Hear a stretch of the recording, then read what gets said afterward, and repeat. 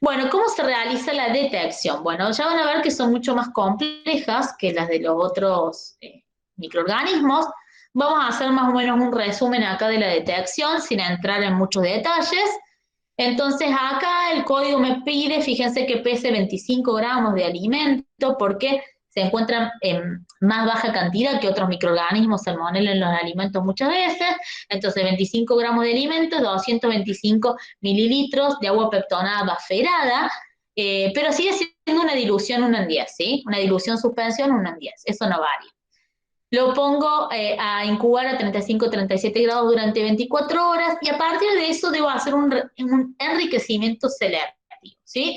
Esto es hacer un enriquecimiento para que justamente poder detectar estos microorganismos que a veces están en bajo número en los alimentos y que no quiero perder ninguno de los que estuvieron presentes en el alimento para poder detectarlos.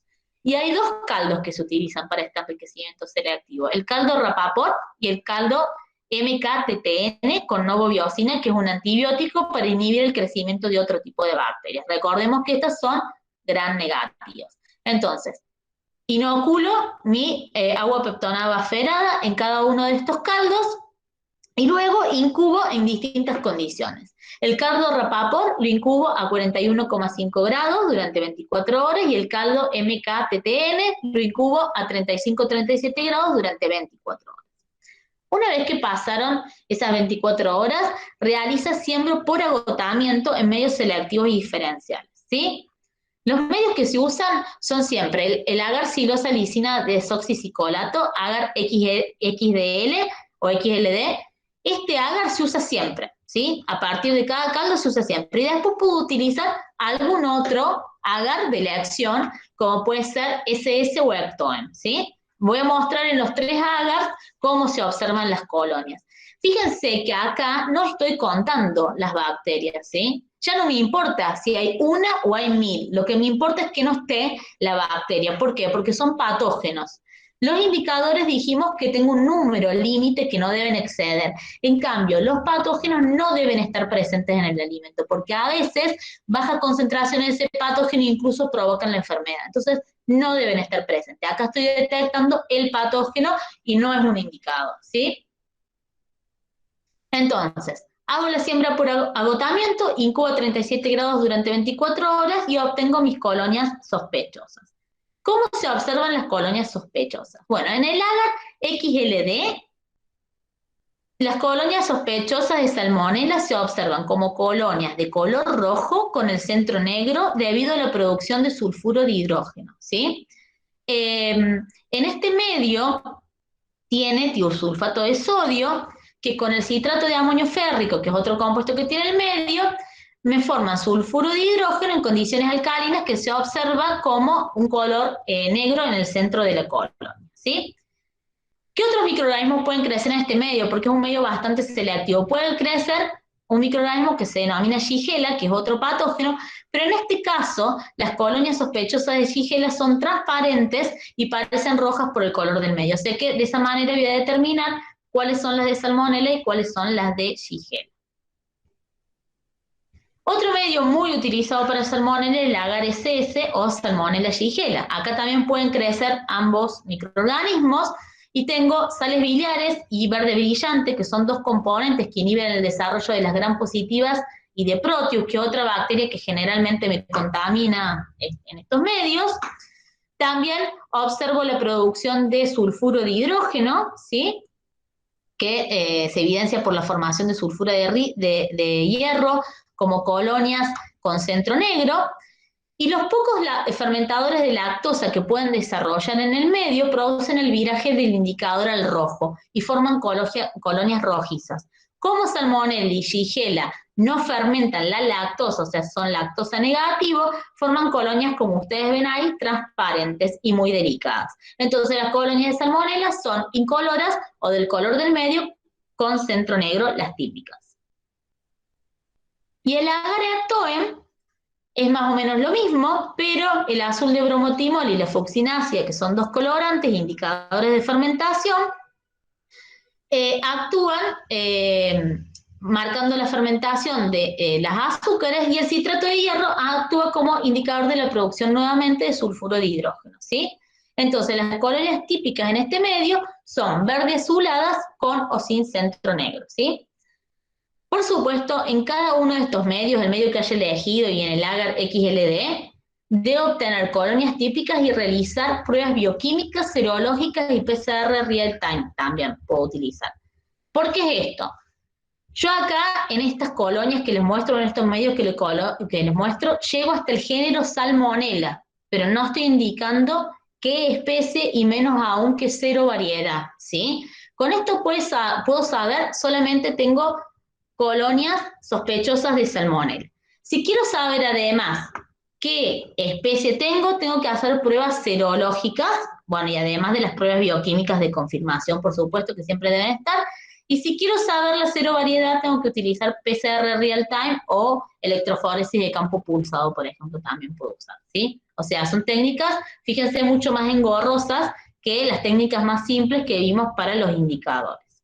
Ya tengo que tener un laboratorio mucho más complejo que el laboratorio más, digamos, de técnicas de rutina que tengo que tener para los indicadores. Bueno, y por último, vamos a ver ya para terminar, Escherichia coli, pero las cepas patógenas. Uno de los patógenos más relevantes, ya van a ver que hay muchas cepas patógenas de Escherichia coli, es la serovariedad O157H7. Esta es muy importante porque ya van a ver en el teórico siguiente que Argentina es el país con más casos de una enfermedad producida por esta bacteria, que es el síndrome urémico hemolítico. Es endémico ya de Argentina y está muy relacionado no solamente al consumo de carne, sino también al consumo de agua no seguro o de alimentos también que han sido, digamos, mal manipulados, que no tengan condiciones higiénicas. También se ha visto que las personas son portadoras y que el contacto persona a persona también puede producir, digamos, el contagio de esta bacteria. Entonces, estas bacterias producen una toxina, ¿sí? Que se llama toxina Shiga, que es la que produce la enfermedad. Son patógenos emergentes. ¿Por qué se denominan emergentes? Porque recién se detectaron en 1982, son nuevos, ¿sí? Están asociados a casos de diarrea, colitis hemorrágica y posteriormente síndrome urémico hemolítico en algunas personas. En la mayoría de los casos, sobre todo en adultos sanos, esta bacteria puede producir la intoxicación, pero pasa como una diarrea que es autolimitada, ¿sí? Pero en algunos pacientes inmunocomprometidos, en ancianos y en los niños fundamentalmente es muy importante el síndrome urémico hemolítico, puede involucionar esta enfermedad donde estos niños pueden hasta ir a trasplante renal, o sea, es o la muerte o trasplante renal en los casos más graves, ¿sí? Es una enfermedad muy importante en niños menores de 6 años. Bueno, entonces, la principal vía de transmisión de esta bacteria son los alimentos contaminados con esta bacteria, como fundamentalmente la carne molida, los productos cárnicos crudos o insuficientemente cocidos, algunos embutidos fermentados, las leches y los jugos no pasteurizados, y los vegetales que se consumen crudos, como estas bandejitas mínimamente procesadas. Como pueden tener salmonela, también pueden tener O157. De hecho, el código pide que se busquen estos dos patógenos en estas ensaladas. Escherichia coli O157 posee la mayoría de las características bioquímicas de la especie, porque no deja de ser Escherichia coli, pero tiene algunas diferencias. No fermenta un azúcar, que es el sorbitol, o lo hace muy lentamente. No posee la enzima la actividad enzimática de beta-glucuronidasa, que es una enzima. Tiene una temperatura óptima de crecimiento de 30 a 42 grados, desarrolla pobremente a 45 grados y es resistente a los cambios de pH. ¿Cómo se determina en el laboratorio Escherichia coli O157? Bueno, acá también homogeneizo 25 gramos de mi alimento en 225 mililitros de caldo triptosa soya modificado con novobiosina para impedir el desarrollo de las gram positivas. Y fíjense, lo pongo adentro de una bolsita que luego voy a colocar en este aparato que se llama Stone Maker. Este aparato es como un estómago, tiene la función de un estómago. Lo que hace es, cuando pongo la bolsita, empujar con estos pedales y todo el alimento que tengo ahí lo va desgranando, homogeneizando para que las bacterias me queden en el caldo y no dentro del alimento. Luego se incuba a 41,5 grados y se realiza un procedimiento que es muy complejo que se denomina concentración inmunomagnética. Acá tienen el Stone Maker y cómo se ponen las bolsitas. ¿Qué es la separación o concentración inmunomagnética? Bueno, para detectar estas bacterias y otras también, Salmonella también se puede detectar de esta manera. Lo que se hace es, se compran kits que tienen estas perlitas que ustedes ven acá, que son perlitas plásticas, pero que tienen metal en su interior. Y en la superficie de estas perlitas tenemos anticuerpos contra la bacteria que deseo capturar o detectar, que en este caso sería E. coli O157, ¿sí? Entonces, ¿cómo se hace la separación inmunomagnética? Coloco las bacterias junto con las que tenía en mi bolsita, ya mezcladas y homogeneizadas, coloco una alícuota dentro de estos tubitos que ya traen las perlitas, y entonces las bacterias se van a adherir a los anticuerpos que están en la superficie de estas perlitas. Las bacterias actúan como un antígeno y las perlitas como anticuerpos. Se realiza el complejo antígeno-anticuerpo, quedan pegados estas bacterias alrededor de las perlitas. Fíjense, la bacteria queda pegada al anticuerpo y el anticuerpo está pegado en la perlita.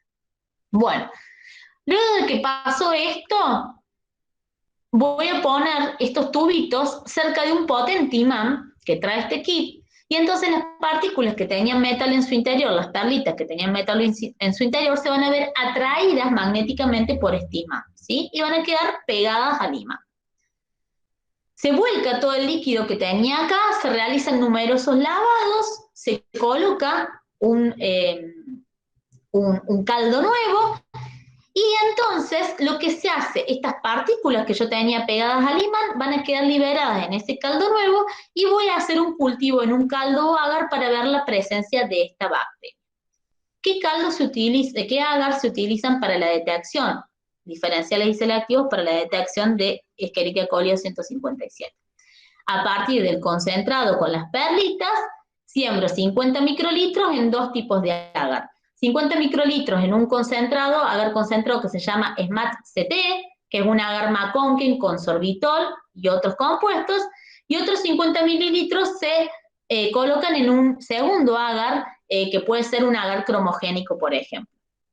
Entonces se incuban las placas a 37 grados durante 24 horas y luego se observan cómo crecen las colonias. En el agar SMAT-CT, la composición que tiene este agar hace que las cepas, que son el de Escherichia coli 157, que dijimos que son sorbitol negativas, es decir, no pueden fermentar el sorbitol, como no lo pueden fermentar, producen colonias transparentes y de color del medio, como ven acá, marcadas. Y las otras bacterias que pueden fermentar al sorbitol dan estas colonias más grandes rosadas que ven ahí, ¿sí? En el medio cromogénico o el cromoagar, las Escherichia coli 157 tienen este color malva característico, ¿sí? ¿Por qué? Porque fíjense, en este medio tenemos sustratos cromogénicos que pueden ser utilizados por diversas bacterias, se rompen estos sustratos cromogénicos y forman distintos tipos de coloraciones en las colonias.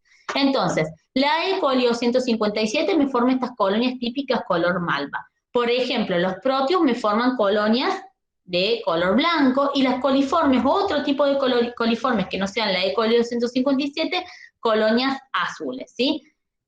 Entonces, una vez que obtengo las colonias características en estos medios, debo hacer reaislamiento de estas colonias, hacer la confirmación bioquímica, hacer la confirmación serológica, y luego debo detectar algo muy importante. Debo detectar la presencia de las toxinas que esta bacteria produce, la toxina Shiga, o los genes que codifican, o la presencia de genes que codifican para esta toxina.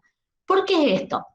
Porque yo puedo tener Escherichia coli 157 en mi alimento, no todas tienen el poder de producir, no todas las Escherichia coli serovariedad O157 tienen la capacidad de producir toxina Shiga. ¿Por qué? porque esta capacidad viene incluida en un plásmido que algunas de estas bacterias pueden tener dentro de su célula. Si no tienen este plásmido, no tienen los genes y no pueden producir la toxina. Entonces, yo solamente voy a poder asociar un alimento que le ha producido síndrome urémico hemolítico, supongamos a un niño, ¿sí? Donde encuentro Escherichia coli 157, puedo asociar ese alimento con esa patología si encuentro las toxinas presentes en el alimento o los genes que codifican para esta toxina. Solamente si encuentro la bacteria y no los genes y sus toxinas, no lo puedo asociar. Por eso es muy importante la detección de los genes o las toxinas que codifican para esto. O sea, como ven, es un método donde no se cuentan tampoco la cantidad de bacterias, sino que se hace aislamiento y lo importante de todo esto es que por ahí muy bajita cantidad de estas bacterias puede generar en las personas la enfermedad, y de ahí la importancia de la detección de su presencia y de los genes que codifican para estas toxinas.